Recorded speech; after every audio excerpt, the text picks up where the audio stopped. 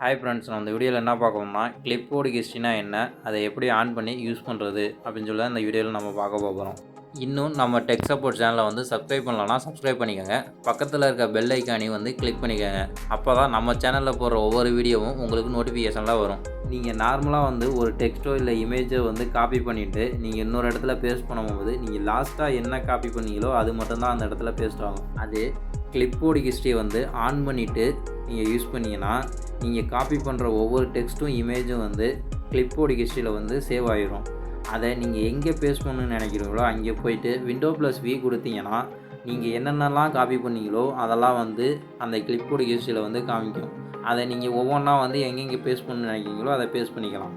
அதை எப்படி எனேபிள் பண்ணி யூஸ் பண்ணுறது அப்படின்னு சொல்லி நம்ம பார்க்கலாம்.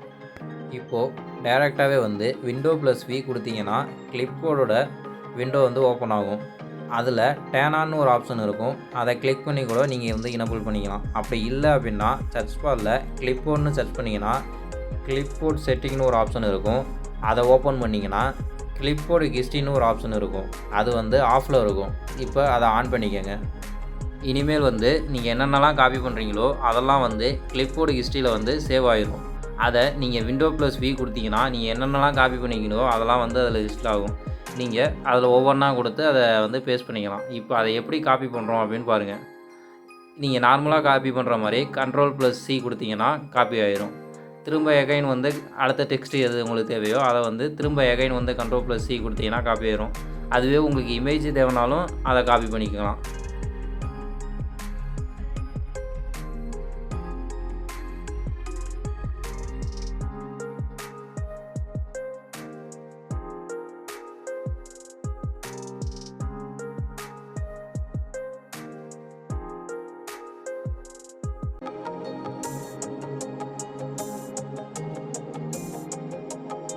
இப்போது நீங்கள் எங்கே பேஸ்ட் பண்ண போகிறீங்களோ அங்கே போயிட்டு Windows+V கொடுத்தீங்கன்னா நீங்கள் என்னென்னலாம் காப்பி பண்ணீங்களோ அதெல்லாம் வந்து அங்கே ஷோ ஆகும்.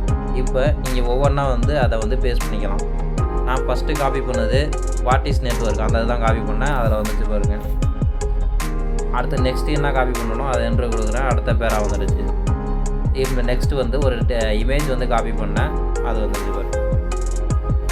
இதே மாதிரி உங்கள் பிடிஎஃப்லேயோ அல்லது இல்லை எக்ஸல் ஃபைலையோ இல்லை பவர் பாயிண்ட்லேயோ வந்து நீங்கள் இதே மாதிரி காப்பி பண்ணி எங்கே வேணாலும் நீங்கள் பேஸ்ட் பண்ணிக்கலாம்.